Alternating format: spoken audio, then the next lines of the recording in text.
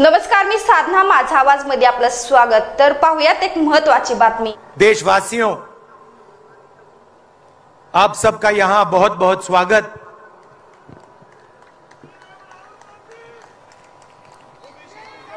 पिछले साल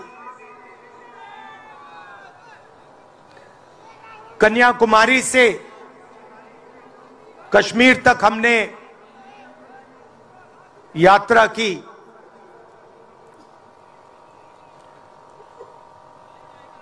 यात्रा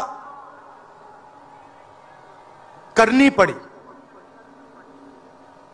अगर मैं अपने आप से पूछता 2004 में, 2010 में, 2014 में कि मुझे 4000 किलोमीटर कन्याकुमारी से कश्मीर चलना पड़ेगा, मैं ऐसी बात सोच भी नहीं सकता था।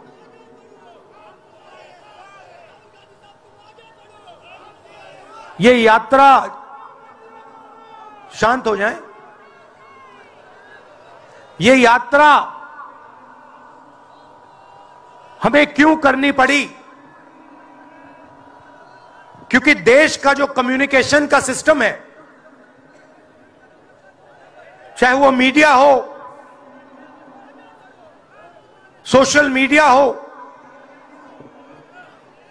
वो आज देश के हाथ में नहीं है। जनता के जो मुद्दे हैं, बेरोजगारी, हिंसा, नफरत, महंगाई, किसानों के मुद्दे, अग्निवीर के मुद्दे, जवानों के मुद्दे, वो मुद्दे आपको मीडिया में नहीं दिखाई देंगे।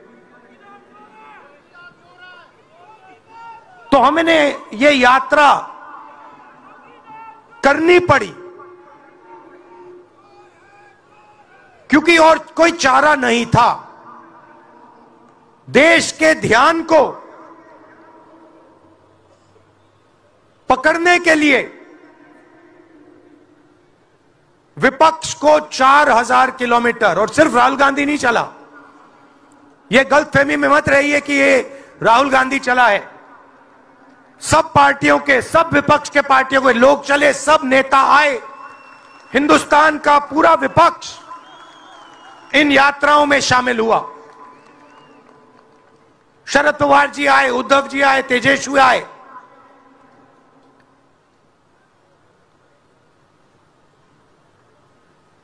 सोशल मीडिया में भी आप गलतफहमी में मत रहिए।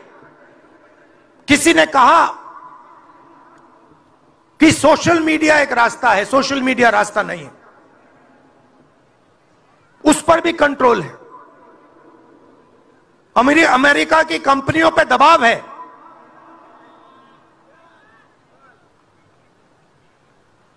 तो काफी डिस्कशन होता है कि हम बीजेपी से लड़ रहे हैं।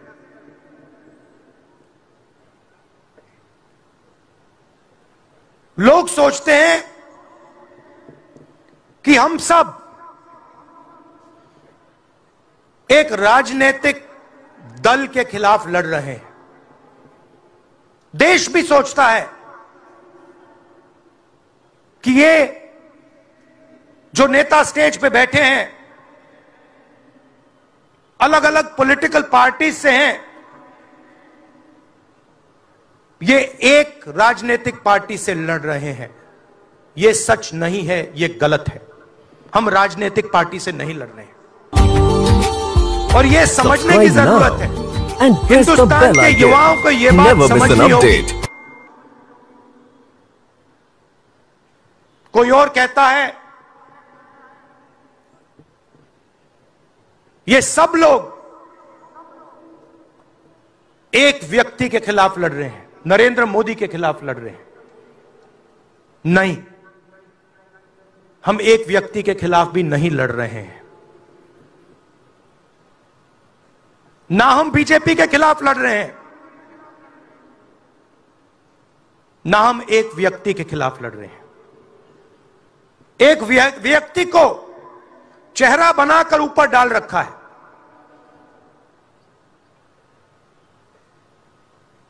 हिंदू धर्म में शक्ति शब्द होता है। हम शक्ति से लड़ रहे हैं, एक शक्ति से लड़ रहे हैं। अब सवाल उठता है, वो शक्ति क्या है? जैसे किसी ने यहां कहा,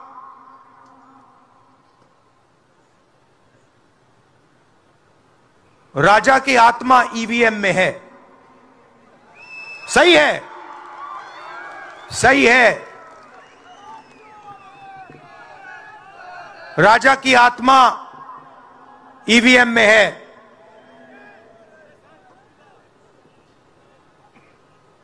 हिंदुस्तान की हर संस्था में है, ईडी में है, सीबीआई में है, इनकम टैक्स डिपार्टमेंट में है।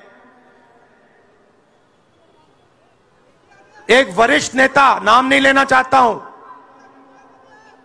इसी प्रदेश के एक वरिष्ठ नेता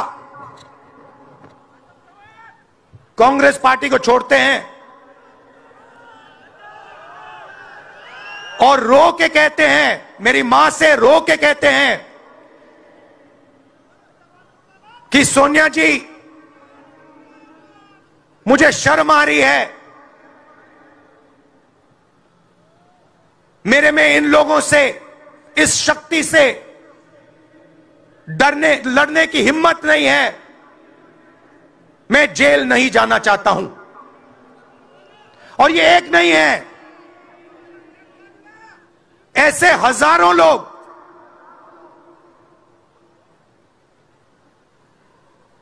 डराए गए हैं। क्या आप सोचते हो शिवसेना के लोग, एनसी के लोग ऐसे ही चले गए? नहीं। जिस शक्ति की मैं बात कर रहा हूं, उन्होंने उनका गला पकड़कर उनको बीजेपी की ओर किया है और वो सब डर के गए हैं।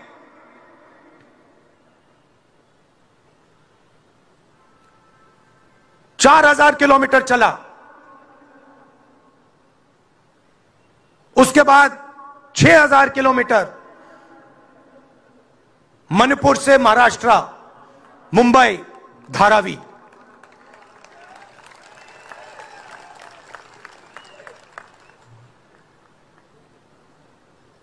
क्या मैंने देखा, क्या सुना, मैं आपको समझा नहीं सकता,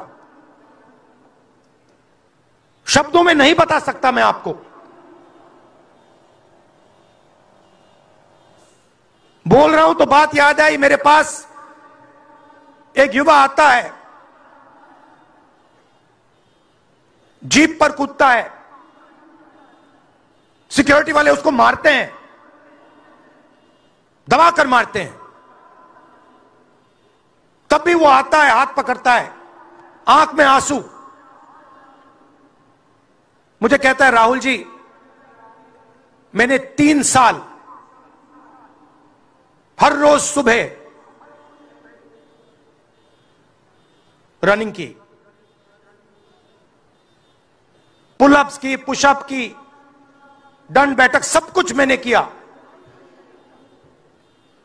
मेरे दिल में देशभक्ति थी।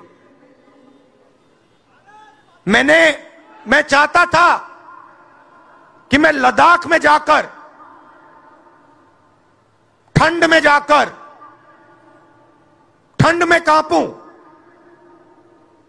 देश के दुश्मनों के सामने कांपूं, और एक दिन अगर मौका बने तो उनकी गोली भी खाऊं।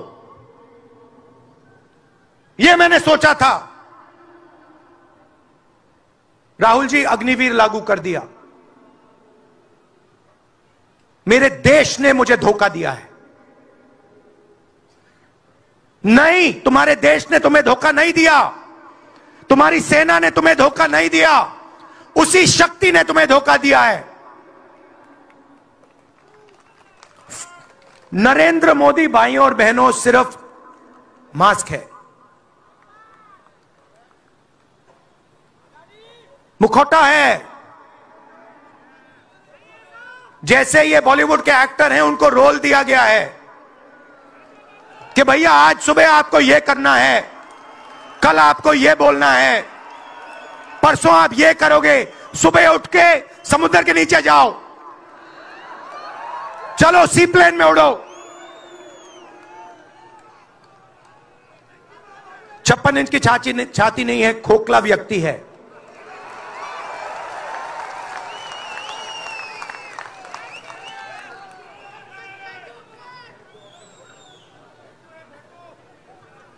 धारावी को देखिए आप। मुझसे पूछा गया कि ये जो यात्रा होगी कहां से कहां होगी। मैंने सोचा, एक बात क्लियर थी, मणिपुर से शुरू होगी। क्यों? वहां पे इसी शक्ति ने सिविल वॉर का माहौल बना रखा है। भाई भाई को मार रहा है, गोली मार रहे हैं, तो शुरुआत तो वहां से होगी। और फिर मैंने सोचा, अगर हिंदुस्तान को नया विजन देना है तो यात्रा धारावी में खत्म होगी। यह हुनर का कैपिटल है, हिंदुस्तान के टैलेंट का, स्किल का, हुनर का कैपिटल है। और इनको यहीं से, मुंबई से, इनके घरों से वही शक्ति इनको उठाकर बाहर फेंक रही है।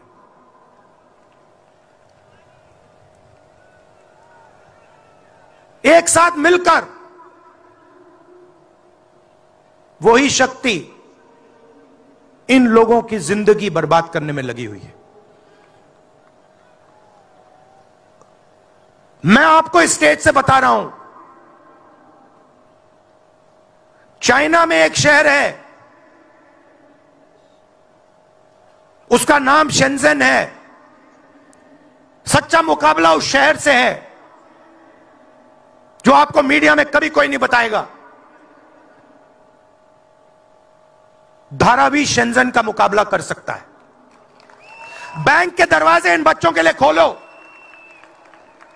इन बच्चों को सरकार की मदद करो, और फिर देखो ये शेंजन का क्या करते हैं। उठा के परे कर देंगे शेंजन को ये लोग। Made in Mumbai, made in Dharavi, made in China को उड़ा के हटा देगा, परे कर देगा। मगर नहीं, 22 लोग हैं यहां पे,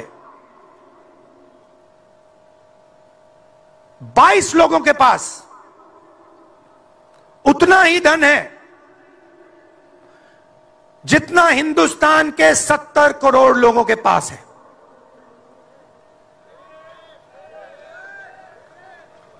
हिंदुस्तान में इंटरनेशनल एयरपोर्ट खुलवाने के लिए साल लग जाते हैं। 10 दिन में शादी के लिए इंटरनेशनल एयरपोर्ट खुल जाता है। वो ठीक है, कोई बड़ी बात नहीं है। अगर 10 दिन में शादी के लिए खुल जाता है वो ठीक है, करना है करो, मगर बाकी हिंदुस्तान में भी तो खोलो, बाकी प्रदेशों में खोलो। इन्होंने क्या गलती की है?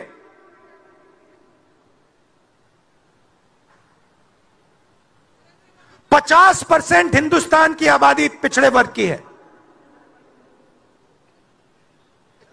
15% दलित, 8% आदिवासी, 15% माइनॉरिटी, 5%, 7% गरीब जनरल कास्ट के लोग। मीडिया के मालिकों की लिस्ट निकालिए, नाम दिखा दीजिए मुझे। दलित का नाम दिखा दो, आदिवासी का नाम दिखा दो, पिछड़े का नाम दिखा दो लिस्ट में। एक नहीं मिलेगा आपको। मैं ढूंढ रहा हूं, महीनों से ढूंढ रहा हूं।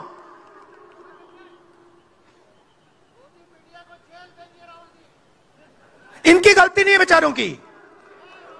जैसे मोदी जी मुखौटे हैं, जैसे उनका रिमोट कंट्रोल इनका भी है।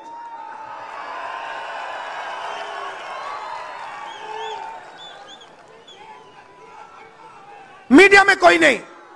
हिंदुस्तान की सबसे 200 बड़ी कंपनियों की लिस्ट निकालिए, मालिकों की लिस्ट निकालिए। गरीब जनरल कास्ट का व्यक्ति का नाम बता दो मुझे, दलित का, पिछड़े का, किसी भी गरीब व्यक्ति का नाम बता दो, किसी भी पिछड़े का नाम बता दो 200 कंपनियों के मालिक की लिस्ट में, नहीं मिलेगा। 90 अफसर इस देश को चलाते हैं। मैंने सिस्टम अंदर से देखा है, मैं समझता हूं सिस्टम को, इसलिए मोदी जी मुझसे डरते हैं। सब कुछ देखा है मैंने, सब समझता हूं। मैं अंदर बैठता था उसमें, सालों में अंदर बैठा हूं। कोई नहीं छुप सकता मुझसे, और मुझे दबा भी नहीं सकते हैं। मोदी जी को दबा सकते हैं तो 90 लोग हैं, उसमें 3 पिछड़े हैं, 3 दलित, 1 आदिवासी। फर्स्ट जनरेशन गरीब जनरल कास्ट का मुझे दिखा दो, उसमें 1 नहीं मिलेगा। बजट में 100 रुपए खर्च होते हैं,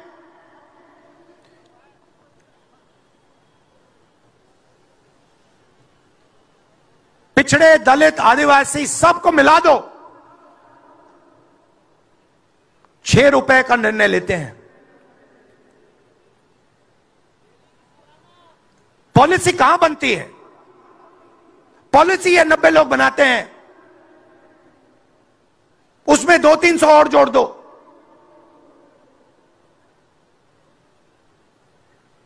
उसमें 50-60 अरबपति जोड़ दो।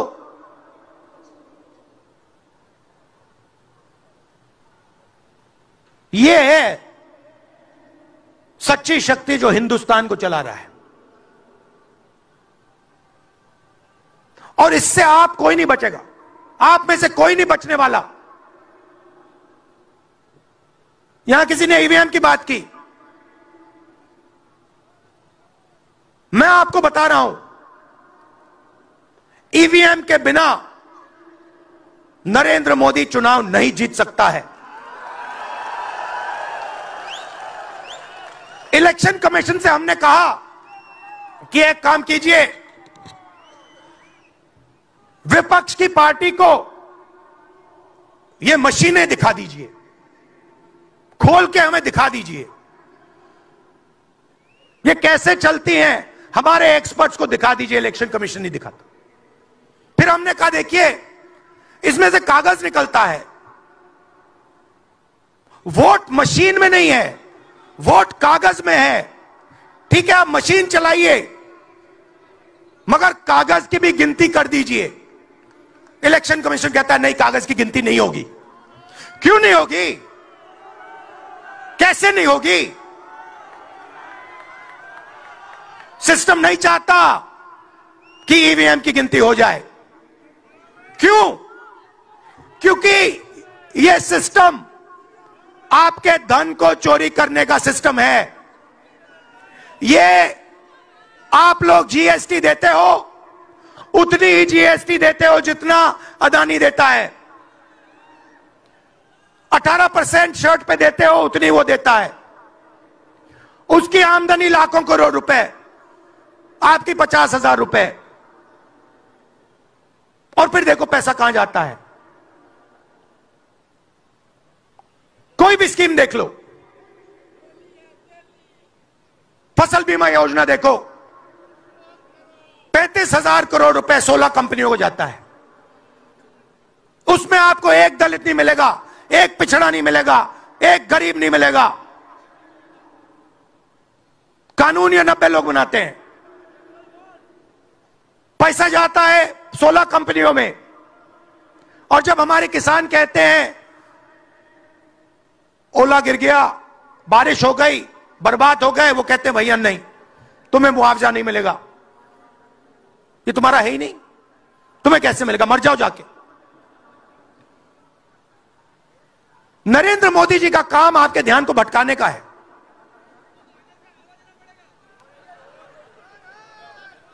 कभी आपसे कहेंगे देखो देखो चाइना की ओर देखो, पाकिस्तान की ओर देखो, कभी मोबाइल फोन की लाइट ऑन कर देंगे, थाली बजाओ,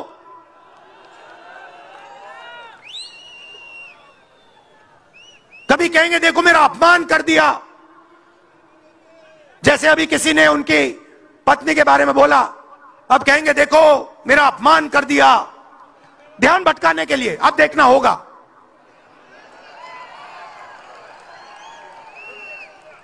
मगर यात्रा में यह सब साफ दिख जाता है, दर्द दिख जाता है, दुख दिख जाता है।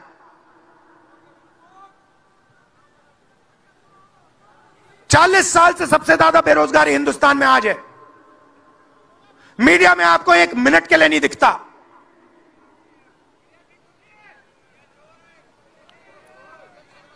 मोबाइल फोन आप देखते हो, चाइना का मोबाइल फोन, शर्ट खरीदते हो, चाइना की शर्ट, जूते खरीदते हो, चाइना के जूते। चाइना के युवा को फायदा हो रहा है, और किसको फायदा हो रहा है? और किसको फायदा हो रहा है? यह आपने कभी पूछा अपने आप से? जब चाइना का यहां माल बिकता है, सिर्फ चाइना को फायदा नहीं होता, हिंदुस्तान के अरबपतियों को भी फायदा होता है भाई और बहनों। इसलिए धारावी को कभी उठने नहीं देंगे। इसलिए धारावी को यह सरकार कभी सपोर्ट नहीं दे सकती।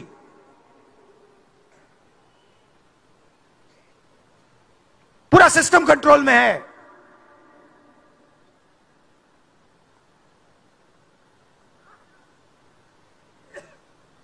जब इनकी पहले सरकार आई, मैं आपको दिल की बात बताता हूं, पहले इनकी सरकार आई, अरुण जेटली मेरे पास आते हैं, कमरे में बैठते हैं और मुझे कहते हैं राहुल, ये जो लैंड एक्विजिशन का मामला है, तुम इस पर मत बोलो। क्यों नहीं बोलूं? जनता का मामला है। अगर बोलोगे तो तुम्हारे ऊपर हम केस लगाएंगे। लगाओ केस, मुझे कोई फर्क नहीं पड़ता। क्या कर लोगे मेरा? ईडी वाले आए, 50 घंटे बैठा दिया।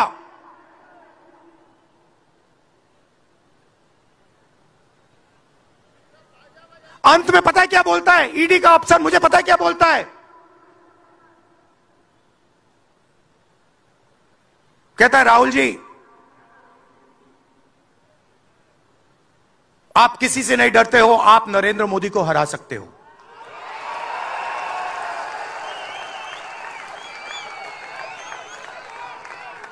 ईडी का अफसर बोलता है मुझे।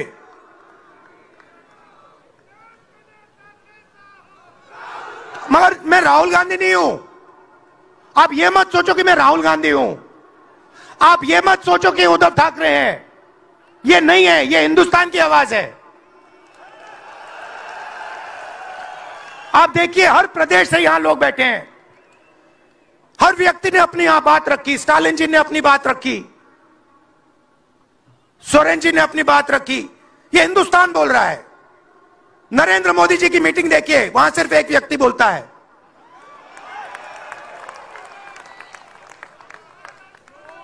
गडकरी जी परे हो जाते हैं, माला के बाहर निकाल देते हैं उनको।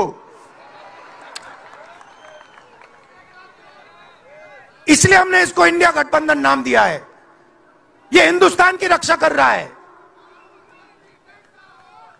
ये सब लोग डरे नहीं हैं, ये सब लोग उसी सिस्टम का मुकाबला कर रहे हैं। आज नरेंद्र मोदी के पास भ्रष्टाचार की मोनोपोली है।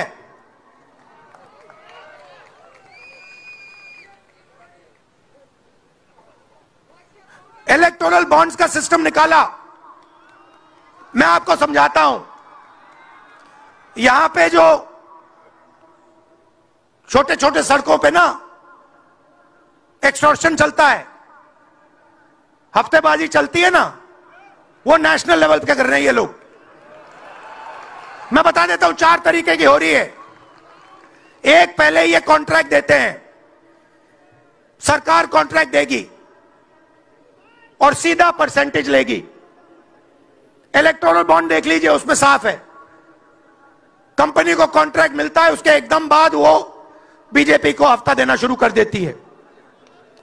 दूसरा, सीधा एक्सटॉर्शन, ईडी सीबीआई भेज देंगे।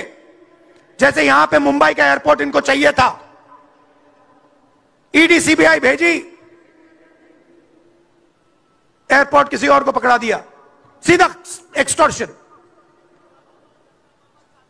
तीसरा, शेल कंपनी, जैसे यहां भी किसी ने कहा, अंबेडकर जी ने कहा, कंपनी की प्रॉफिट ही नहीं है और उससे ज्यादा पैसा वो बीजेपी को दे रही है। और चौथा, कॉन्ट्रैक्ट देने के पहले पैसा दो, कॉन्ट्रैक्ट लो। देखिए, मैं आपको एक बात कहता हूं, यहां मुंबई में किसी भी गुंडे को आप सीबीआई, ईडी और इनकम टैक्स पकड़ा दो, ठीक है, वो हो रहा है, वो ही हो रहा है। एक व्यक्ति ने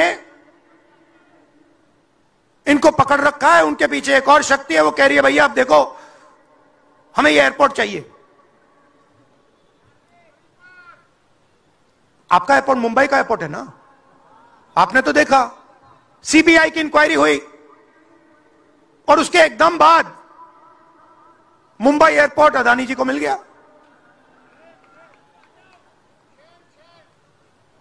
तो मैं आपसे कह रहा हूं कि इससे आपका नुकसान हो रहा है। नोटबंदी की, जीएसटी लागू की, जो हिंदुस्तान का रोजगार का सिस्टम था उसको खत्म कर दिया। चाहते हैं कि यहां सिर्फ 20-25 कंपनियों का राज हो। चाहते हैं कि ये जब छोटा धंधा चलाते हैं, सब्जी बेचते हैं, छोटे छोटे दुकानें चलाते हैं, चाहते हैं ये सब खत्म हो जाए और एक के बाद एक इनको खत्म कर रहे हैं। स्मॉल और मीडियम मैन्युफैक्चरिंग जो है उसको सबको खत्म कर रहे हैं। यही लोग तो चाइना का मुकाबला कर सकते हैं। जो स्मॉल और मीडियम इंडस्ट्री है वही तो चाइना का मुकाबला करेगी, वही तो देश को रोजगार देगी। उस नींव को उड़ा रहे हैं।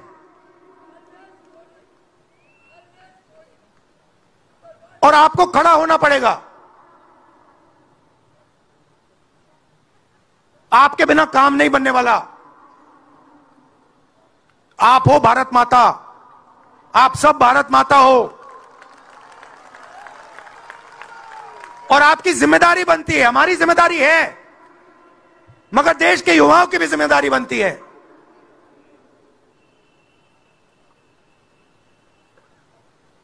पूरा देश अग्निवीर के खिलाफ है।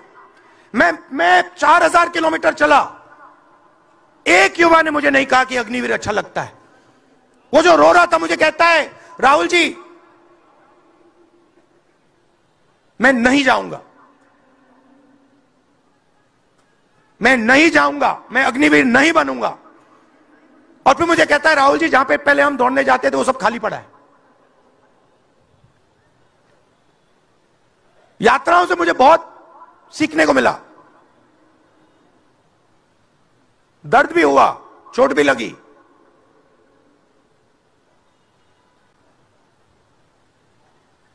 मगर जो प्यार मिला, दिल से जो प्यार मिला,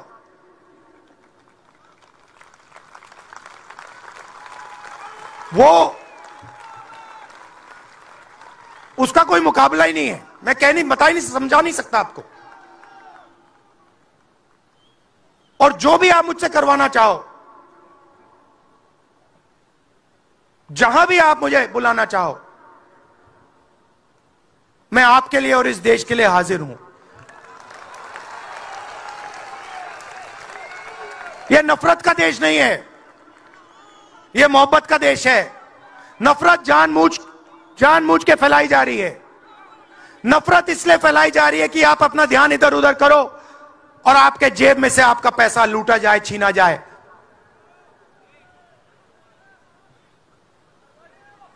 तो नफरत को नहीं फैलने दो।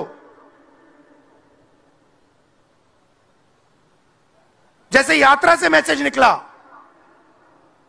हिंदुस्तान के दिल से मैसेज निकला, नफरत के बाजार में मोहब्बत की दुकान खोलो। यह हमारे सब महापुरुषों ने कहा है। गांधी जी ने कहा, बुद्ध भगवान ने कहा, राम जी ने कहा, यही कहा। अगर राम का, बुद्धा का एक ही मैसेज है, नफरत के बाजार में मोहब्बत की दुकान खोलो। धन्यवाद। बेल बटन दाबा आणि अशा आणखीन घडामोडी पाहत राहण्यासाठी पाहत रहा माझा